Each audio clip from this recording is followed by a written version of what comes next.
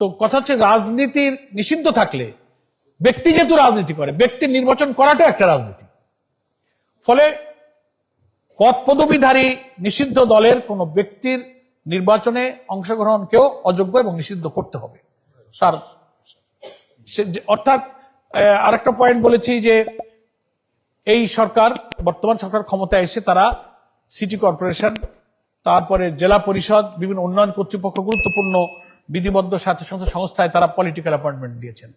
এদের উদ্দেশ্য পরিষ্কার বোঝা যায় যে তিনি এখানে নিয়োগ দিয়েছেন যে তিনি ওখানে দায়িত্ব পালন করবেন, সামনে যখন স্থানীয় সরকার নির্বাচন আসবেন তিনি এই নির্বাচন পর্যন্ত সিটি কর্পোরেশনের, জেলা পরিষদের বা বিভিন্ন গুরুত্বপূর্ণ পদের সুযোগকে, ক্যাপাসিটিকে, সামর্থ্যকে কাজে লাগিয়ে পাবলিককে সার্ভ করবেন। ঠিকাদারি, ব্যবসা বাণিজ্য, কন্ট্রাক্টরি, নানান চ্যারিটি ওয়ার্ক করে তিনি জনপ্রিয়তা নেবেন এবং নির্বাচনে তিনি আবার প্রার্থী হবেন। আমরা এটা আপত্তি করেছি যে তাদেরকে নির্বাচনে অযোগ্য করতে হবে। কারণ এরকম স্থানীয় সরকারের পদে থেকে 2, 5, 10 মাস সার্ভ করে সাথে সাথে ইলেকশনে ক্যান্ডিডেট হওয়া মানেই হচ্ছে যে এই নির্বাচনকে নিরপেক্ষ হতে দেওয়া হলো না, দলীয়করণের জন্য তাকে এখানে নিয়োগটা দেওয়া হয়েছিল এবং নির্বাচন একেবারে দিব্যি এটা একটা দলীয় নির্বাচন হবে, পক্ষপাতিত্ব হবে, এটা নিরপেক্ষ হবে না, স্বচ্ছ হবে না। আমরা এই সমস্ত পদে যাদেরকে রাজনৈতিকভাবে নিয়োগ করা হয়েছে তাদেরকেও নির্বাচনে অযোগ্য ঘোষণা করার দাবি জানিয়েছে।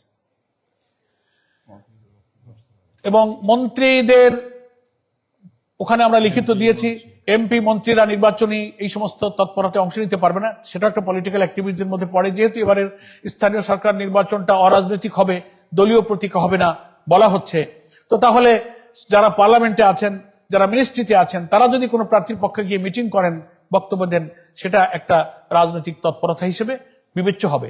এগুলোর ব্যাপারে কঠোর নিষেধাজ্ঞা জারি করা এবং রাজনৈতিক পদে অধিষ্ঠিত বা নিয়োগ পাওয়া ব্যক্তিরা যেন নির্বাচনে অংশ নিতে না পারেন তাদেরকে অযোগ্য ঘোষণা করতে আমরা বলেছি। তারপরে আমরা আরো দৃষ্টি আকর্ষণ করেছি ওনাদেরকে যে ইলেকশনের কমিশনের দায়িত্বই হলো নির্বাচনের তারিখ ঘোষণা করা কবে হবে। তো দেখা যাচ্ছে যে আপনারা কিছু বলেন না, সরকারের মন্ত্রীরা বলেন, কেউ বলেন এবছরের শেষে হবে, কেউ বলেন সেপ্টেম্বরে, কেউ বলে ফেব্রুয়ারিতে, জানুয়ারিতে। What is it? তো ওনারা এটা আমাদের এই অবজেকশনটাকে মেনে নিলেন, বলে আমরা কি করব বললে আপনারা মানবেন না, আপনারা ওনাদের দৃষ্টি আকর্ষণ করবেন। It is not your duty, এটা ইলেকশন কমিশনের দায়িত্ব। তো এটা একটা ভুলের মধ্যে ওনারা আছেন। সরকার নির্বাচনের রাজনৈতিক পরিবেশ থাকলে পলিটিক্যাল পার্টি, গভর্নমেন্ট নির্বাচন হবে কি হবে না এটা একটা রাজনৈতিক সিদ্ধান্তের প্রশ্ন, কিন্তু কখন হবে তফসিলটা, শিডিউলগুলো, তারিখগুলো এটা ঘোষণার দায়িত্ব হচ্ছে নির্বাচন কমিশনের। আমাদের ক্ষমতাসীন দলের মন্ত্রী মিনিস্টাররা এক এক সময় তারিখও ঘোষণা করে দিচ্ছেন, তাও আবার একরকম বলেন না, কেউ জানুয়ারি বলেন, ফেব্রুয়ারি বলেন, কেউ সেপ্টেম্বর, অক্টোবর বলেন, এই জাতীয়। সেজন্য এই সব সাংবিধানিক একটা বড় প্রতিষ্ঠান হচ্ছে নির্বাচন কমিশন। আমরা বলেছি যে আপনাদের বাংলাদেশের সংবিধান কিন্তু ইলেকশন কমিশনকে বিরাট পাওয়ার দিয়েছে, অনেক ক্ষমতা দিয়েছে, সেটা আপনারা এক্সারসাইজ করছেন না। লোকেদের মধ্যে বদনাম হচ্ছে যে ওনারা কি করছেন। এবং আজকে এই প্রসঙ্গক্রমে আমাদের ডেলিগেশনের পক্ষ থেকে এই প্রশ্ন তোলা হয়েছে, কোর্টের চট্টগ্রামের ওই যে ফটিকছড়ি সরোয়ার আলম, তার ব্যাপারে, স্যার আলমগীর, তার ব্যাপারে কোর্ট রায় দিল, মানে সকালে রায় হয়ে পড়লো, জাজমেন্টে অর্ডার হয়ে পারলো না, 2-4 ঘন্টার মধ্যে এখান থেকে গেজেট জারি হয়ে শপথ হয়ে গেল। অর্ডার সিগনেচার হয়নি জাস্টিসের, এখান থেকে এত দ্রুত কি করে হলো? তাহলে পলিটিক্যালি আপনারা ডিস্ট্রাক্টেড ছিলেন, প্রেসারের মুখে আপনারা 2-4 ঘন্টার মধ্যে স্বাক্ষর করা আদেশ আসার পর্যন্ত অপেক্ষা করেননি, আপনারা একটা গেজেট জারি করে দিয়ে শপথের ব্যবস্থা করে দিলেন, পলিটিক্যাল প্রেসারে ছিলেন। তো ওনাদের কথাবার্তায় তো আর ওই ভাষায় তো আর স্বীকার করবেন না, বডি ল্যাঙ্গুয়েজে বোঝা যায় যে তারা আন্ডার প্রেসারে এটা করতে বাধ্য হয়েছে। তো জাস্ট এই সমস্ত বিষয়গুলো, হ্যাঁ, এগুলো খুবই অস্বাভাবিক। নির্বাচন কমিশন যে স্বাধীন, সাংবিধানিক, একটা বিরাট ক্ষমতাসীন একটা সাংবিধানিক সংস্থা, বিরাট ক্ষমতা সম্পন্ন, এবং দেশের নিরপেক্ষ নির্বাচনের একটা বিরাট ক্ষমতা তাদেরকে দেওয়া হয়েছে, তারা এ ব্যাপারে যে দায়িত্ব পালন করতে পারছেন না, আমরা বিনয়ের সাথে সে ব্যাপারে তাদেরকে দৃষ্টি আকর্ষণ করেছি যে আপনারা এ ব্যাপারে এখনো সজাগ, সতর্ক হন, চোখ কান খুলে দায়িত্ব পালন করেন। সরকার আর ইলেকশন কমিশনের মধ্যে পৃথক সত্তা আছে, কৃষক রাজনৈতিক সাংবিধানিক ক্ষমতা এবং অধিকার আছে, সেটা আপনারা এক্সারসাইজ করেন। এইসব বিষয়গুলো মোটামুটি আমরা আজকে আলোচনা করেছি। আপনাদের সকলকে আপনাদের ধন্যবাদ। আর যেগুলো পেপারস দিয়েছি সেগুলোর কপি এখানে আছে, আপনারা ওগুলো কপি নিতে পারবেন আর কি। না, এটা কোনো আলোচনার বিষয়বস্তু ছিল না, এর কোনো আলোচনা হয়নি। আমরা বহিষ্কার করেছি। পদত্যাগের বিষয় তো সে ব্যক্তির, ইলেকশন কমিশন স্পিকার এবং সেই ব্যক্তি, এটা তাদের, এটা দলের বিষয় না। যেহেতু তিনি দল থেকে বহিষ্কৃত, তাই বহিষ্কৃতের অর্থ হলো তিনি আমাদের দলে নাই, তাকে তো আর আমরা আর কোনো ইনস্ট্রাকশন দিতে পারি না। না, আমাদের পদত্যাগের চেয়ে বহিষ্কারই আমাদের বড় সিদ্ধান্ত। আমাদের দলের সংবিধানের আর্টিকেল 62 অনুযায়ী একটা ব্যক্তির কোনো অপরাধ তদন্তে প্রমাণিত হলে সর্বোচ্চ শাস্তি হচ্ছে দল থেকে বহিষ্কার, এবং সেটা আমরা মিডিয়া করেছি, পাবলিক করেছি। এর উপরে আর কিছু বলার থাকবে না।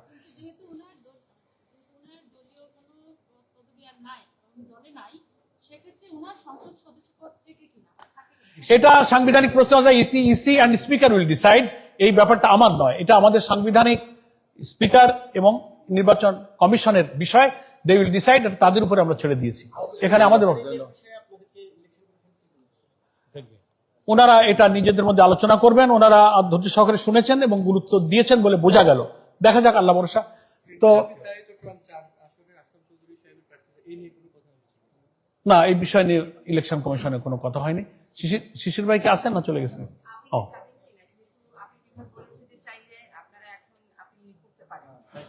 না, ওইটা আমাদের লয়ার সাথে আমরা কথা না বলে এক্ষুনি এ ব্যাপারে আমরা কিছু কথা বলতে পারছি না। তো আজকে যেহেতু এই কোনো বিশেষ স্পেসিফিক আসনটা আমাদের আলোচনার সাবজেক্ট ম্যাটার ছিল না, তো আপনাদের স্থানীয় সরকারটাই আমাদের আজকের ইলেকশন কমিশনের ডেপুটেশনের ডেলিগেশনের উদ্দেশ্য ছিল। সে ব্যাপারে আপনাদেরকে আমরা ব্রিফ করেছি। আপনাদের সকলকে ধন্যবাদ।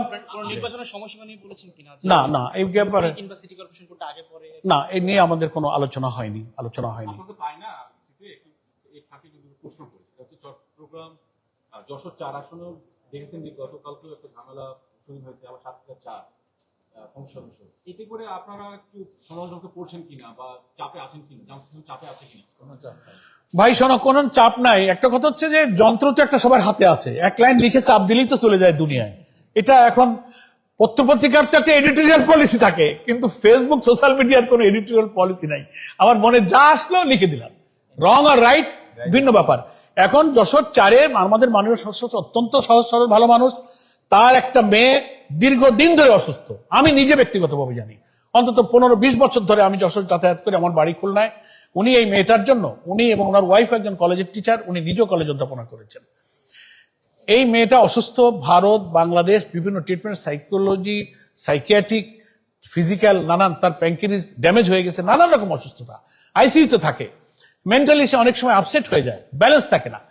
তো তার বাড়ির পাশের কিছু আসা যাওয়ার পথে হয়তো কথাবার্তায় কিছু অনাকাঙ্ক্ষিত 2-1টা ছোটখাটো ঘটনা ঘটতে পারে, কিন্তু সেটাকে স্থানীয়ভাবে সরকারি দলের লোকেরা এবং বিরোধী দলের লোকেরা একেবারে সংগঠিত হয়ে একজন মাননীয় সংসদ সদস্যের বাড়িতে হামলা করা, ওই মেয়েটার গায়ে হাত তুলেছে, মাননীয় সংসদ সদস্যের স্ত্রীর গায়ে হাত তুলেছে। That is very unfortunate. এটা কোনো গণতন্ত্র না, এটা কোনো দলীয় ভদ্রতা শিষ্টাচার হতে পারে না, সভ্য হতে পারে না এটা। এই জন্য আমাদের মিডিয়ার বন্ধুদেরকে বলবো, আমরা আপনাদের আন্তরিক সহযোগিতা চাই।